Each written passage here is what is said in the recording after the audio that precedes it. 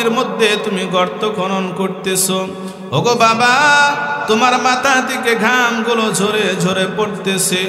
ও বাবা, তোমার যদি এতই প্রয়োজন হতো তুমি কেন কামলা নিয়ে আসলা না, একা একা আসলা?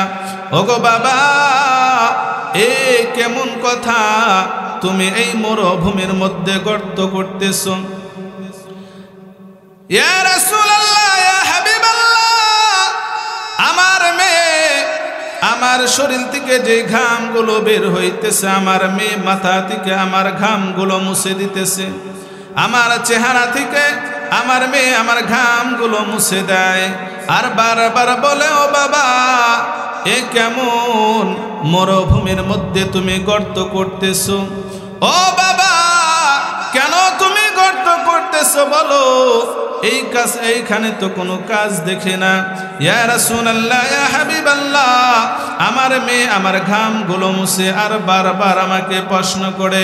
আমার গর্ত খনন যখন শেষ হয়ে গেল, ইয়া রাসূলুল্লাহ, ইয়া হাবিবাল্লাহ, আমার মেয়ের পিছনে গিয়ে আমার মেয়েকে একটা ধাক্কা দিয়ে গর্তের মধ্যে ফেলে দিলাম। ইয়া রাসূলুল্লাহ, ইয়া হাবিবাল্লাহ, ওগো আল্লাহর নবী, আমার মেয়েকে যখন ধাক্কা দিয়ে যখন ফেলে দিলাম, ইয়া রাসূলুল্লাহ, আমার মেয়েটা দুই চোখের পানি ছেড়ে দিল আর বলতেছে, বাবা, এত সময় আমি বুঝতে পারি নাই কেন আপনি গর্ত খনন করতেছে। ও বাবা, শোনো না, এখন আমি বুঝতে পারলাম কেন এইখানে এতক্ষণ ভরে গর্ত খনন করলেন। ওগো বাবা, আমার মা আমাকে বারবার বলেছে, আমাকে অনেকবার বুঝাইছে, আমার বাবা, তুমি কন্যা সন্তান দেখতে পারো না, কন্যা সন্তান দেখতে পারো না। এই সমাজের লোকেরা কন্যা সন্তান সহ্য করতে পারে না। ওগো বাবা, এখন আমি বুঝলাম আমাকে আপনি সহ্য করতে পারেন না। ও বাবা, আমাকে মারার জন্য আপনি আমাকে এখানে নিয়ে আসছেন। ওগো বাবা, এখন আমি বুঝতে পারলাম কেন আমাকে এখানে নিয়ে আসছেন, কেন গর্ত খনন করেছেন। ইয়া রাসূলুল্লাহ, ইয়া হাবিবাল্লাহ, আমার মেয়ে বারবার আমাকে বলতেছে, বাবা, ও বাবা, আমার কি দোষ তুমি আমাকে মেরে ফেলবা? ও বাবা, আমার একটাই দোষ, শুধুমাত্র কেবলমাত্র তোমাকে আমি বাবা বাবা বলে ডাকি। ও বাবা, শুনে নাও, আমার জানটা ভিক্ষা দিয়ে দাও। ও বাবা, কথা দিলাম আমি আর তোমার বাড়িতে যাব না। ও বাবা, কথা দিলাম আর জীবনে তোমাকে বাবা বাবা বলে ডাকবো না। আমার দুই চোখ যেই দিকে যায়, ও বাবা, সেই দিকে আমি চলে যাব, তবে তুমি আমাকে জান ভিক্ষা দাও। দাহিয়াতুল কলবি বলে, ইয়া রাসূলুল্লাহ, আমার মেয়েটা কত কাকুতি মিনতি করতেছে, আমার মেয়ে কতবার আমার কাছে এই ওয়াজের মঞ্চে থেকে আলেম উলামারা কথা বলবে, কোরআন হাদিসের আলোচনা শোনার পর ওই বান্দার দিলের মধ্যে যদি এমন তৈয়ার হয়ে যায়, ও আল্লাহ, পিছনে যা কিছু করেছি ভুল করেছি আল্লাহ, ওগো আমার মালিক, আমার রব, সামনে যতটুকু হায়াত আমি পাবো, ও রব্বে কারীম, সামনে যতটুকু হায়াত আপনি আমাকে দিবেন, আমি যতটুকু হায়াত পাবো, ওগো আল্লাহ, তওবা করিতেছি, আর কোনোদিন গুনাহ করব না। আল্লাহ রাব্বুল আলামিন জানায় দিলেন, ও বান্দারা শুনে নাও, ও আমার বান্দা, তোমরা যদি খালেস নিয়ত করে খালেস দিলে যদি তোমরা তওবা করতে পারো, আমি আল্লাহ রাব্বুল আলামিন তোমাদের তওবাকে কবুল করে, শুধু তাই নয়, আমি আল্লাহ তোমাদেরকে মাসুম বানায়া দেব। সুবহানাল্লাহ। আল্লাহ তাআলা আপনাকে আমাকে ক্ষমা করার জন্য বসে আছে। আল্লাহ তাআলা খুব আদর করে আপনাকে আমাকে বানাইলেন। আল্লাহ তাআলা কেমন মহব্বত করে। আল্লাহ তাআলা বললেন, ও দুনিয়ার মানুষেরা শুনে নাও, আমি তোমাদেরকে সৃষ্টি করেছি, শুধু তাই নয় 18,000 মাখলুকাতের অধিক আমি আল্লাহ তাআলা সৃষ্টি করেছি। কত প্রকার মাখলুকাত আল্লাহ তাআলা সৃষ্টি করেছে, একমাত্র আল্লাহ রাব্বুল আলামিন ছাড়া কেউ জানে না। আল্লাহ তাআলা বলে দিলেন, ও মানুষেরা শুনে নাও, যত মাখলুকাত আমি আল্লাহ তাআলা সৃষ্টি করেছি, ও মানুষ তোমাদের মতো এত সুন্দর করে আমি কোনো মাখলুকাত সৃষ্টি করি নাই। সুবহানাল্লাহ। এত মায়া করে, এত মহব্বত করে, এত ভালোবেসে আল্লাহ তাআলা আপনাকে আমাকে সৃষ্টি করেছেন। আল্লাহ রাব্বুল আলামিন আদম আলাইহিস সালাতু ওয়াস সালামকে যখন বানাইলেন,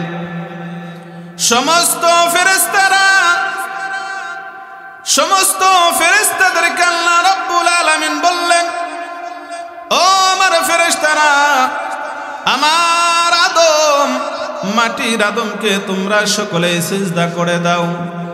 সমস্ত ফেরেশতারা মাটির আদমকে সিজদা করল, কিন্তু মিস্টার ইবলিস আদম আলাইহিস সালাতু ওয়াস সালামকে সিজদা করলেন না। আল্লাহ রাব্বুল আলামিন জিজ্ঞাসা করলেন, ও ফেরেশতার সরদার, ও ফেরেশতাদের সরদার, আমি আল্লাহ তাআলা তোমাকে ফেরেশতাদের সরদার বানাইলাম, আমি তোমাকে আমার কাছে টেনে নিলাম, তুমি কেন আমার মাটির আদমকে সিজদা করলা না? এক কথায় জবাব দিয়ে দিলেন, ও আমাদের মালিক, ও আল্লাহ, আদমকে তুমি সৃষ্টি করেছো মাটি দিয়া, আর আমি ফেরেশতাকে সৃষ্টি করেছো তুমি আগুন দিয়া। আগুনের কাজ হলো উপরের দিকে ওঠা, আর মাটির কাজ, মাটিকে যদি উপরে ছেড়ে দেওয়া হয়, মাটি উপরে উঠবে না, নিচের দিকে চলে যাবে। ও আল্লাহ, আমি আগুনের তৈরি জিন হইলাম, আমি ফেরেশতাদের সরদার হইলাম, আমাকে আপনি আগুন দিয়ে তৈরি করেছেন, আমি আগুনের তৈরি, কখনো ওই মাটির আদমকে সিজদা দিতে পারবো না। এই কথা যখন বললেন, আল্লাহ রাব্বুল আলামিনের একটা মাত্র হুকুম অমান্য করলেন। আল্লাহ তাআলা সাথে সাথে জানায় দিলেন, ও ফেরেশতাদের সরদার, তোমাকে আমি ফেরেশতাদের সরদার বানিয়েছিলাম, আমি এই মুহূর্তে ঘোষণা করে দিলাম, তুমি ফেরেশতাদের সরদার নয়, তোমাকে আমি আল্লাহ তাআলা আজীবনের জন্য তোমাকে জাহান্নামের আসামি বানায় দিলাম। জাহান্নামের আসামি, শয়তান উপাধি দিয়ে দিলেন, তুমি চিরস্থায়ী জাহান্নামে থাকবা, আমার জান্নাত থেকে তুমি বের হয়ে যাও, জান্নাতে তোমার কোনো জায়গা নাই। এইবার মিস্টার ইবলিস আল্লাহ তাআলাকে ডাক দিয়ে বললেন, ও আমার মালিক, ও আমার সৃষ্টিকর্তা রব, আমাকে আপনি জাহান্নামের আসামি বানায় দিলেন, চিরস্থায়ী জাহান্নামে থাকব। তবে আমার মালিক, আমার আল্লাহ, আমি আপনার কাছে কিছু জিনিস আবদার করব, আপনি আমাকে দিবেননি। আল্লাহ তাআলা বললেন, ও মিস্টার ইবলিস, কি চাও বলো, আজকে তুমি যা চাইবা তোমার আশাগুলোকে আমি পূরণ করে দিব। প্রথম নাম্বারে চাইলেন, আল্লাহ গো, আমি ইবলিসকে কিয়ামত পর্যন্ত হায়াত দিয়ে দাও, আমাকে তুমি কিয়ামত পর্যন্ত হায়াত দাও, কিয়ামত পর্যন্ত আমি বাঁচতে চাই। আল্লাহ রাব্বুল আলামিন বললেন, দিলাম তোকে কিয়ামত পর্যন্ত হায়াত দিয়ে দিলাম, কিয়ামতের আগ পর্যন্ত তোর কোনো মরণ হবে না। এইবার মিস্টার ইবলিস ডাকতে বললেন, আল্লাহ, আমি আর একটা জিনিস চাই। কি চাইবা বলো। মিস্টার ইবলিস বলে, ওগো আল্লাহ, আমি এমন একটা পাওয়ার চাই, আমি যেন প্রত্যেকটা আদম সন্তানের প্রত্যেকটা রগে রগে রগে রগে আমি ঢুকতে পারি, প্রত্যেকটা শিরায় শিরায় যেন আমি ঢুকতে পারি।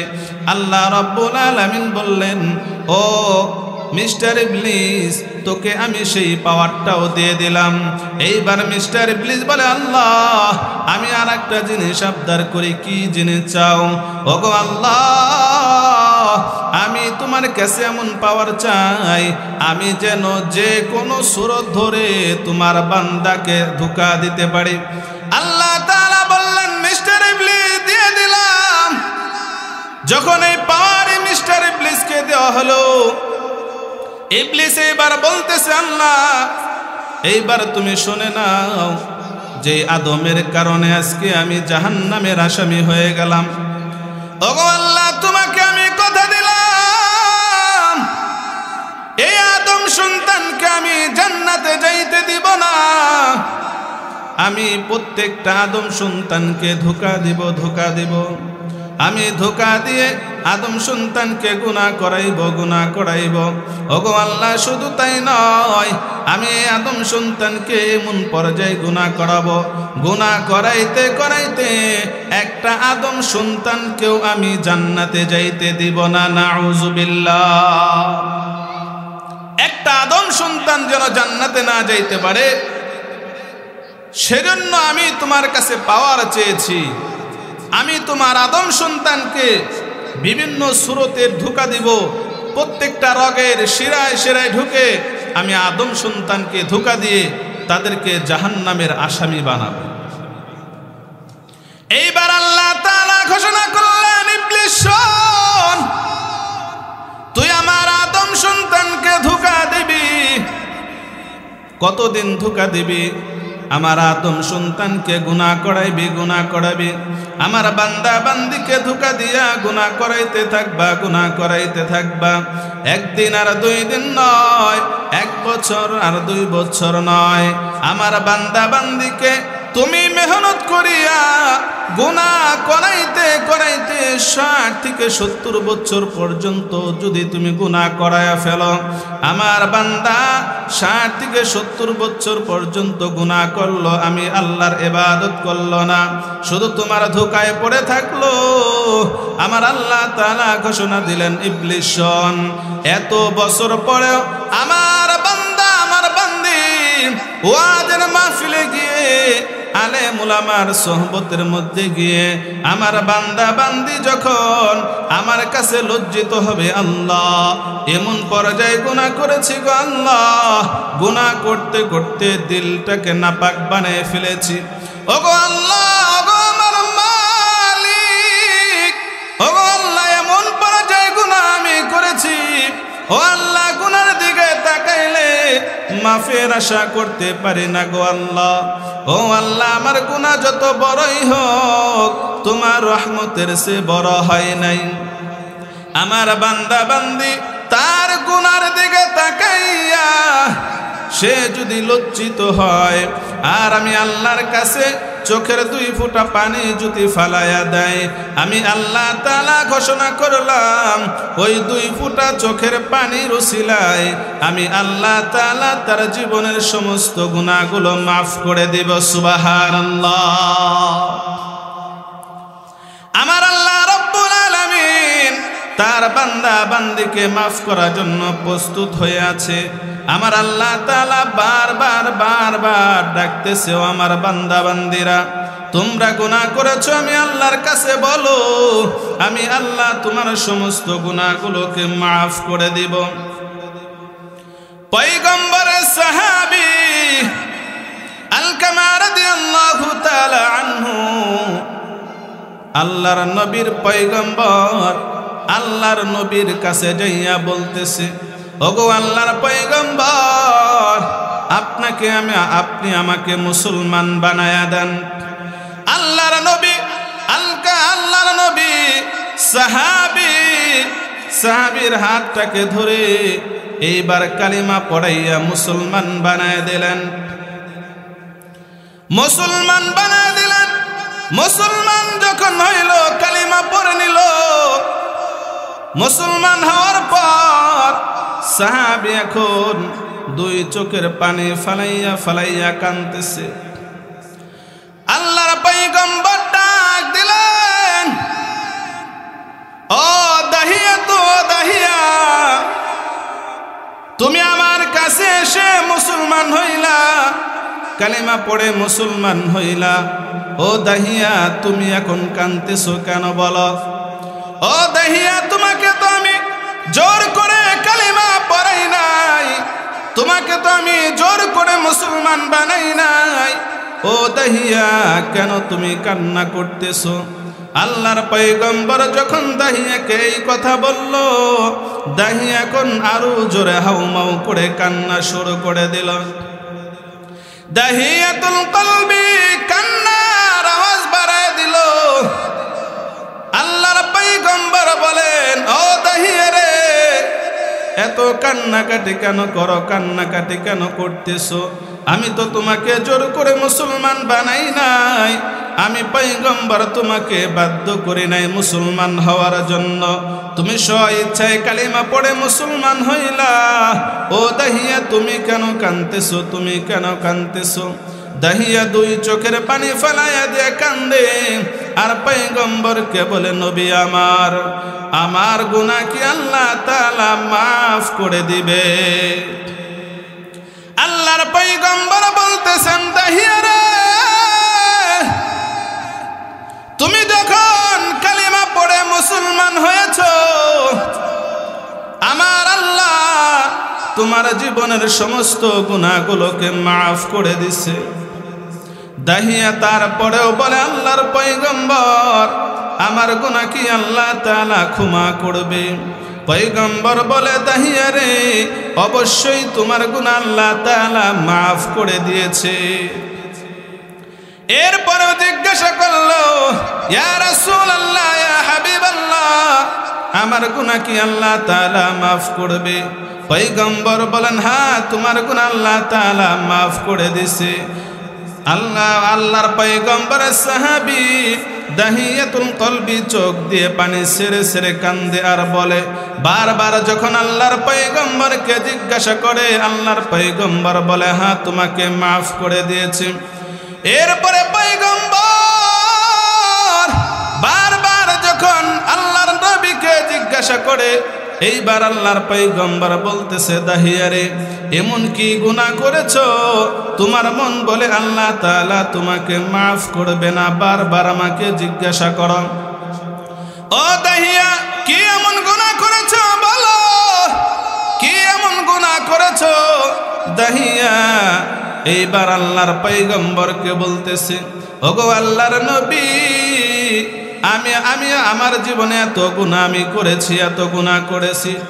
ওগো পয়গম্বর, এই যে আমার দুইটা হাত আপনি দেখতেছেন, এই দুইটা হাত দিয়ে আমি অনেক কন্যা সন্তানকে জীবন্ত দাফন করেছি। ওগো আল্লাহর পয়গম্বর, এত সন্তানকে আমি জীবন্ত দাফন করেছি, আমার কলেজের মধ্যে একটু দয়া হয় নাই, একটু মায়াও লাগে নাই। ওগো আল্লাহর নবী, সর্বশেষ যে কন্যাটাকে আমি দাফন করে দিলাম, ওগো আল্লাহর নবী, আল্লাহর পয়গম্বর, আমি আমার ব্যবসার কাজে আমি অনেক দূরে সফরে চলে যাব, ব্যবসার কাজে অনেক দিন লাগবে। আমি আমার বিবিকে বললাম, ওগো আমার বিবি, শুনে নাও, তোমার গর্ভের মধ্যে যেই বাচ্চাটা আছে, আমি তোমাকে ওসিয়ত করে গেলাম, এই বাচ্চা যদি কন্যা সন্তান হয় জীবন্ত দাফন করে দেবা। ও প্রাণের বিবি, শুনে নাও, আর যদি ছেলে হয় বাঁচাইয়া রাখবা। আমার বিবিকে আমি ওসিয়ত করে এইবার আমার ব্যবসার কাজে আমি চলে গেলাম। আমার ব্যবসার কাজ শেষ হওয়া পর্যন্ত 6 থেকে 7 বছর যখন চলে গেল, ওগো আল্লাহর নবী শুনেন, 6 থেকে 7 বছর পার হওয়ার পর আমি যখন আমার বাড়িতে চলে আসলাম, আমি আসার পর আমার বিবি আমার খেদমত করল। যত প্রকার খেদমত আমার বিবি আমাকে করলো, ইতিমধ্যেই দেখি একটা কন্যা সন্তান আমার সামনে এসে হাজির হয়েছে। এত সুন্দর কন্যা সন্তান, ইয়া রাসূলুল্লাহ, ইয়া হাবিবাল্লাহ, এমন সুন্দর কন্যা সন্তান আমি আর জীবনে দেখি নাই। ওই সন্তানের চেহারা দেখে আমার মনের মধ্যে মায়া জন্ম নিল। আমার মায়া হলো এত সুন্দর চেহারা। আমার বিবিকে ডাক দেয়া বললাম, প্রাণের বিবি গো, ও বিবি, এই কন্যা সন্তানটাকে। আমার বিবি চোখের পানি ফালাইয়া কান্দে আর বলে, ও প্রাণের স্বামী, এই যে কন্যা সন্তান দেখতেছেন আর কেউ নয়, আপনার কন্যা সন্তান। ও গো প্রাণের স্বামী, আপনি আমাকে বলেছিলেন, আপনি যখন ব্যবসার কাজে বাহিরে চলে গেলেন, আমার গর্ভের মধ্যে যে বাচ্চাটা ছিল সেই বাচ্চা হলো এই বাচ্চা। এইবার দাহিয়াতুল কলবি বলতেছে, বিবি আমার, তোমাকে যে আমি বলে গিয়েছিলাম কন্যা সন্তান হলে জীবন্ত দাফন করে দিও, ও বিবি তুমি কেন বাঁচাইয়া রাখলাম? এইবার দাহিয়ার স্ত্রী বলতেছে, প্রাণের স্বামী, আমি মা হইয়া কেমনে আমার সন্তানকে জীবন্ত দাফন করব? আমার কলিজায় মানে না। এত সুন্দর মেয়ে আল্লাহ তাআলা দান করেছে, মেয়ের চেহারা দেখে আমি মা এই সন্তানকে মারতে পারি নাই। এইবার স্ত্রী ডাক দেয়া বলতেছে, ও প্রাণের স্বামী আমার, আপনার কাছে কিছুই চাই না, একটা জিনিস মাত্র চাই, আপনার কাছে শুধুমাত্র একটা মাত্র দাবি। ও প্রাণের স্বামী আমার, এই কন্যা সন্তানটাকে আপনি মারবেন না। ও গো আমার স্বামী, ও প্রাণের স্বামী, আমার এই কন্যা সন্তানটাকে বাঁচাইয়া দিবেন, আপনি মারবেন না। দাহিয়াতুল কলবের স্ত্রী দাহিয়াকে যখন এই কথা বলল, দাহিয়া বলতেছে, ইয়া রাসূলুল্লাহ, ইয়া হাবিবাল্লাহ, ওই সন্তানের চেহারাটা এতটাই সুন্দর ছিল, আমি বাবার মায়া লেগে গেল। আমি বাবার মায়া লাগার কারণে আমার সন্তানটাকে আমি আদর করা শুরু করলাম। আমার সন্তানটাকে আমি কোলে নেই, চুমো খাই, আমার সন্তানটাকে আমি মহাব্বত করা শুরু করলাম। ইয়া রাসূলুল্লাহ, ওই সন্তানকে যখন মহাব্বত করি, একদিন দুই দিন সপ্তাহ পার হয়ে যায়। আমি দাহিয়া যখন বাজারে যাই, ওই বাজারে আমার বন্ধুরা বলে, দাহিয়া রে, ও দাহিয়া শোনো, কন্যা সন্তান তুমি জন্ম দিয়েছ, তোমার মতো অলক্ষী আর কে হতে পারে? কন্যা সন্তান তুমি জন্ম দিয়েছ। কে রে দাহিয়া, কন্যা সন্তান জন্ম দিয়েছ, তোমার কি কেমন লাগে? দাহিয়াকে যখন তার বন্ধুরা এইভাবে ঠাট্টা করতে থাকে, যখন বেজ্জতি করতে থাকে, লাঞ্ছিত করতে থাকে, সময় যতই যায়, দাহিয়াকে যখন তার বন্ধুরা এইভাবে কথা বলতে থাকে, দাহিয়া বলে, ইয়া রাসূলুল্লাহ, আমার এই মেয়ের জন্য আমি রাস্তাঘাটে বের হইতে পারি না, দোকানপাটে যাইতে পারি না। সকলেই বলে, দাহিয়া রে, কন্যা সন্তান জন্ম দিয়েছ। ইয়া রাসূলুল্লাহ, ইয়া হাবিবাল্লাহ, আমার বন্ধুরা যখন আমাকে এইভাবে তিরস্কার করতে থাকে, আমি দাহিয়া চিন্তা করলাম, এই সন্তানের জন্য আমার এত কথা শুনতে হয়, এই সন্তানকে আর দুনিয়াতে বাঁচায়া রাখব না, আর এই সন্তানকে দুনিয়াতে বাঁচায়া রাখব না, একে আমি মেরে ফেলব।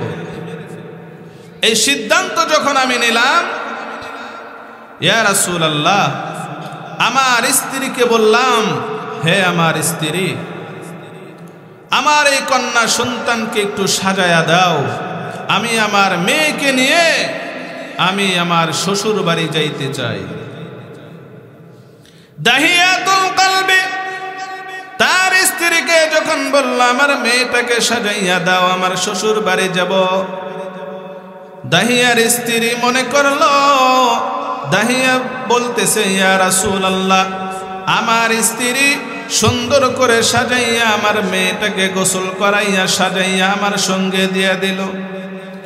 ইয়া রাসূলুল্লাহ, ইয়া হাবিবাল্লাহ, আমার সন্তানকে লইয়া রাস্তা দিয়ে হাঁটতেছি, আমার মেয়ে আমার সঙ্গে হাঁটতেছে, আমি দাহিয়াতুল কলবেও আমার মেয়ের সঙ্গে হাঁটতেছি। আস্তে আস্তে যাইতে মরুভূমির মধ্যে যখন আমি চলে গেলাম, ইয়া রাসূলুল্লাহ, ইয়া হাবিবাল্লাহ, ওই মরুভূমির মধ্যে যেখানে কোনো বাড়ি নাই, কোনো গাছ নাই, মরুভূমির মধ্যে গিয়ে আমি আমার মেয়েকে বললাম, ও মা তুমি একটু দাঁড়াও। আমার মেয়েকে দাঁড় করাইয়া আমি দাহিয়া ওই মরুভূমির মধ্যে গর্ত করা শুরু করলাম। গর্ত করতেছি, ইয়া রাসূলুল্লাহ, আমার মাথা থেকে ঘামগুলো পড়তেছে। আমার মেয়ে ডাকটা বলে, বাবা এই মরুভূমির মধ্যে কি এমন তোমার দরকার, মরুভূমির মধ্যে তুমি গর্ত খনন করতেছো? ওগো বাবা, তোমার মাথা থেকে ঘামগুলো ঝরে ঝরে পড়তেছে। ও বাবা, তোমার যদি এতই প্রয়োজন হতো তুমি কেন কামলা নিয়ে আসলা না, একা একা আসলা? ওগো বাবা, এ কেমন কথা, তুমি এই মরুভূমির মধ্যে গর্ত করতেছো?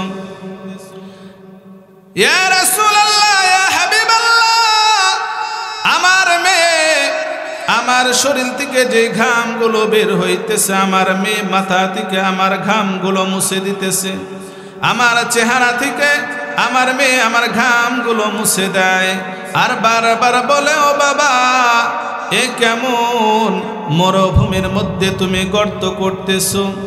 ও বাবা কেন তুমি গর্ত করতেছো বলো? এইখানে তো কোনো কাজ দেখে না। ইয়া রাসূলুল্লাহ, ইয়া হাবিবাল্লাহ, আমার মেয়ে আমার ঘামগুলো মুছে আর বারবার আমাকে প্রশ্ন করে। আমার গর্ত খনন যখন শেষ হয়ে গেল, ইয়া রাসূলুল্লাহ, ইয়া হাবিবাল্লাহ, আমার মেয়ের পিছনে গিয়ে আমার মেয়েকে একটা ধাক্কা দিয়ে গর্তের মধ্যে ফেলে দিলাম। ইয়া রাসূলুল্লাহ, ইয়া হাবিবাল্লাহ, ওগো আল্লাহর নবী, আমার মেয়েকে যখন ধাক্কা দিয়ে যখন ফেলে দিলাম, ইয়া রাসূলুল্লাহ, আমার মেয়েটা দুই চোখের পানি ছেড়ে দিল আর বলতেছে, বাবা এত সময় আমি বুঝতে পারি নাই কেন আপনি গর্ত খনন করতেছে। ও বাবা শোনো না, এখন আমি বুঝতে পারলাম কেন এইখানে এতক্ষণ ভরে গর্ত খনন করলেন।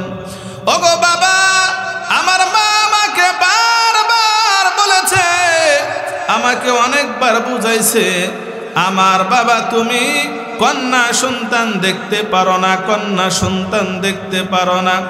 এই সমাজের লোকেরা কন্যা সন্তান সহ্য করতে পারে না। ওগো বাবা, এখন আমি বুঝলাম আমাকে আপনি সহ্য করতে পারেন না। ও বাবা, আমাকে মারার জন্য আপনি আমাকে এখানে নিয়ে আসছেন। ওগো বাবা, এখন আমি বুঝতে পারলাম কেন আমাকে এখানে নিয়ে আসছেন, কেন গর্ত খনন করেছেন। ইয়া রাসূলুল্লাহ, ইয়া হাবিবাল্লাহ, আমার মেয়ে বারবার আমাকে বলতেছে, বাবা ও বাবা আমার কি দোষ তুমি আমাকে মেরে ফেলবা? ও বাবা আমার একটাই দোষ, শুধুমাত্র কেবলমাত্র তোমাকে আমি বাবা বাবা বলে ডাকি। ও বাবা শুনে নাও, আমার জানটা ভিক্ষা দিয়ে দাও। ও বাবা কথা দিলাম আমি আর তোমার বাড়িতে যাব না। ও বাবা কথা দিলাম আর জীবনে তোমাকে বাবা বাবা বলে ডাকব না। আমার দুই চোখ যেই দিকে যায় ও বাবা সেই দিকে আমি চলে যাব, তবে তুমি আমাকে জান ভিক্ষা দাও। দাহিয়াতুল কলবি বলে, ইয়া রাসূলুল্লাহ, আমার মেয়েটা কত কাকুতি মিনতি করতেছে, আমার মেয়ে কতবার আমার কাছে প্রাণ ভিক্ষা চাইলো। ইয়া রাসূলুল্লাহ, জাহিলিয়াতের কারণে আমি দাহিয়ার অন্তরটা এত পাথর হয়ে গেছে, এতটাই পাথর হয়ে গেছে, আমার মেয়ে বারবার প্রাণ ভিক্ষা চায় আর বলে, বাবা তোমাকে আমি বাবা বলে ডাকবো না, তোমার পরিচয় আমি দিব না, ওগো বাবা তোমার বাড়িতে আমি যাব না, আমার দুই চোখ যেই দিকে যায় সেই দিকেই আমি চলে যাব। ইয়া বাবা, তারপরেও তুমি আমাকে আমার প্রাণ ভিক্ষা দাও। দাহিয়াতুল কলবি বলতেছে, ইয়া রাসূলুল্লাহ, এত কাকুতি মিনতি করার পরে আমি দাহিয়ার অন্তরটা একটু নরম হলো না। আমার মেয়েকে যখন চাপা মাটি দেওয়া শুরু করলাম, আমার মেয়ের শরীরে যখন পাথর নিক্ষেপ করা শুরু করলাম, ইয়া রাসূলুল্লাহ, পাথর নিক্ষেপ করতে করতে করতে করতে আমার মেয়েটা যতক্ষণ পর্যন্ত তার গর্দানটা দেখা গেছে ততক্ষণ পর্যন্ত আমার কাছে শুধু কাকুতি মিনতি করেছে। ইয়া রাসূলুল্লাহ, আমি দাহিয়ার কলবটা এতটাই শক্ত হয়ে গেছে, ওই কন্যা সন্তানের কোনো কথাই আমার কানের মধ্যে ঢুকে না। ইয়া রাসূলুল্লাহ, ইয়া হাবিবাল্লাহ, আমার ওই কন্যা সন্তানটাকে যখন আমি চাপা মাটি দিলাম, ওগো আল্লাহর নবী, ওই সন্তানটাকে চাপা মাটি দিয়ে যখন আমি আমার বাড়ির দিকে রওনা করলাম, আমার কানের মধ্যে এখনো পর্যন্ত সেই আওয়াজ। আমার কন্যা সন্তান আমাকে বলে, বাবা আমাকে মাইরেন না, ও বাবা আমাকে প্রাণ ভিক্ষা দেন, আমাকে মাইরেন না। ইয়া রাসূলুল্লাহ, ইয়া হাবিবাল্লাহ, ওই কন্যা সন্তান আমার মনে হয় এখনো আমাকে ডাকে, বাবা মাইরেন না, মাইরেন না। ইয়া রাসূলুল্লাহ, ইয়া হাবিবাল্লাহ, আমার ওই কন্যা সন্তানকে আমি জীবন্ত দাফন করে আমি যখন আমার বাড়িতে চলে আসলাম, ওগো আল্লাহর নবী, আমার আর রাত্রিতে ঘুম হয় না, আমার দিলের মধ্যে একটাই শুধু ভাবনা, আমি কি করলাম, আমি কি করলাম, এত সুন্দর কন্যা সন্তানটাকে আমি মেরে ফেললাম। আমার সন্তানটা কতই না আমাকে আদর করত, আমার কন্যা সন্তান কতবার বলল, বাবা মাইরেন না, আমি বাবা কেমনে আমার সন্তানটাকে মারলাম। ইয়া রাসূলুল্লাহ, ইয়া হাবিবাল্লাহ, ওই দিন থেকে রাত্রিতে আমার ঘুম হয় না, আমার ঘুম হয় না। ওগো আল্লাহর পয়গম্বর, আমি এত বড় পাপ করেছি, আমার গুনাহ কি আল্লাহ মাফ করবে? এইবার আল্লাহর পয়গম্বর বলে, ও দাহিয়া রে, এত নিষ্ঠুর কেমনে হলি রে দাহিয়া, এত নিষ্ঠুর মানুষ কি দুনিয়াতে থাকে, এত নিষ্ঠুর কেমনে হলি? তোর কন্যা সন্তানটা এতবার তোকে বলল, বাবা মাইরেন না, বাবা মাইরেন না, এরপরেও তোর দিলের মধ্যে একটু মায়া হলো না? ও দাহিয়া, এত নিষ্ঠুর কেমনে হলি? দুনিয়াতে এমন নিষ্ঠুর লোকই কি দুনিয়াতে আছে? এইবার দাহিয়া বলতেছে, ইয়া রাসূলুল্লাহ, এত বড় পাপ আমি করলাম, আল্লাহ আমি এত বড় পাপ করেছি।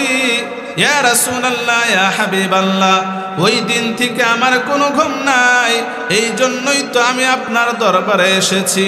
ইয়া রাসূলুল্লাহ, আপনার হাতে কালিমা পড়ে মুসলমান হয়েছি। ইয়া রাসূলুল্লাহ, ইয়া হাবিবাল্লাহ, আমি জানতে চাই এত বড় পাপ আমার আল্লাহ কি আমাকে ক্ষমা করবে? আল্লাহর পয়গম্বর বলেন, ও দাহিয়া রে, এত বড় পাপ করেছো, এরপরেও তোমার দিলের মধ্যে ভয়, এত বড় পাপ তুমি করেছো।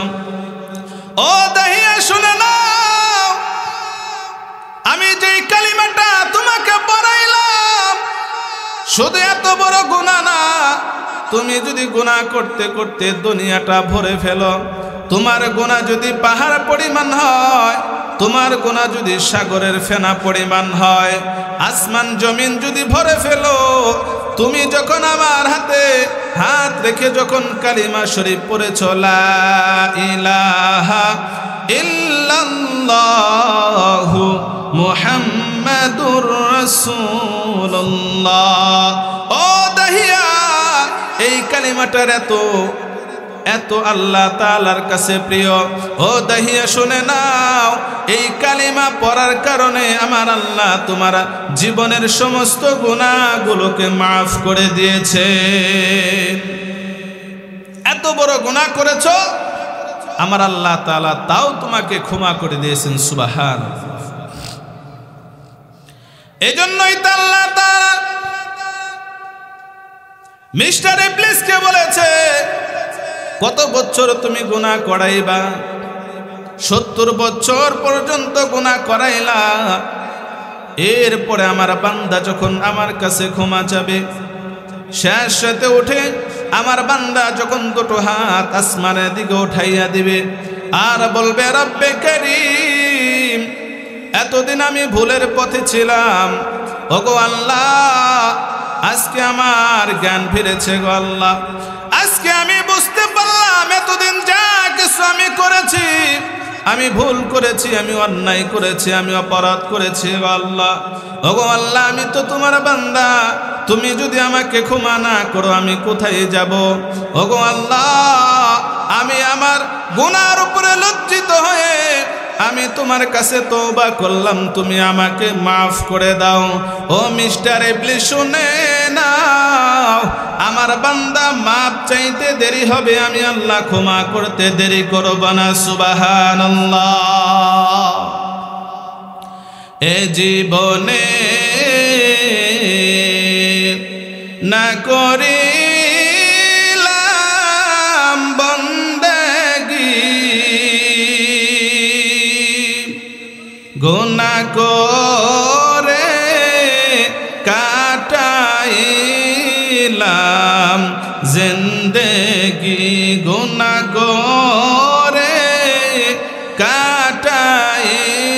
কাটাইলাম জিন্দেগি, তওবা করে আবার তওবা ভাঙ্গিলাম, তওবা করে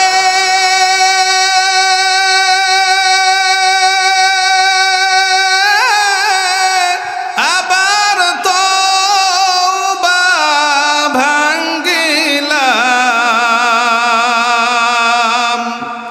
অবশেষে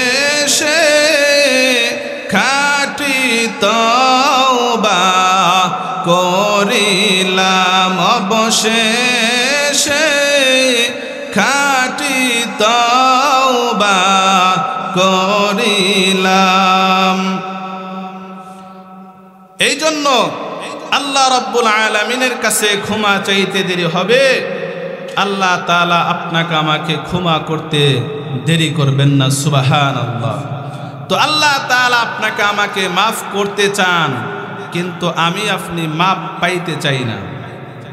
এত সুন্দর একটা আয়োজন, এইখানে সে কোরআনের কথা যত সময় শুনবেন এই সময়ের মধ্যে কোনো গুনাহ হবে না। যদি আল্লাহ তাআলা সওয়াব নাও দেয় কিন্তু গুনাহ হবে না। সওয়াব তো আল্লাহ তাআলা অবশ্যই দিবে, কারণ এটা আল্লাহ তাআলার জান্নাতের বাগান, কোরআনের মাহফিল যেখানে হয়, যেখানে আল্লাহর রাসূলের কথা আলোচনা হয়, সেটাকে বলা হয়েছে জালিসুর রহমান, বেহেশতের বাগান। এজন্য এই বেহেশতের বাগানে আসলে আপনার আমার কোনো লস নাই, অবশ্যই আপনার আমার লাভ আছে। আল্লাহ রাব্বুল আলামিন আমাদের সকলকে এইরকম দ্বীনি মজমায় গিয়ে আল্লাহ তাআলার প্রতি ভালোবাসা মহাব্বত সৃষ্টি করে আপনার আমার পিছনের যত গুনাহ আপনি আমি করেছি সমস্ত গুনাহকে মাফ করানোর তৌফিক দান করুক। সকলে বলি আমিন। ওয়া আখিরি দাওয়ানা আলহামদুলিল্লাহি রাব্বিল আলামিন। আসসালামু আলাইকুম ওয়া রাহমাতুল্লাহি ওয়া বারাকাতুহু।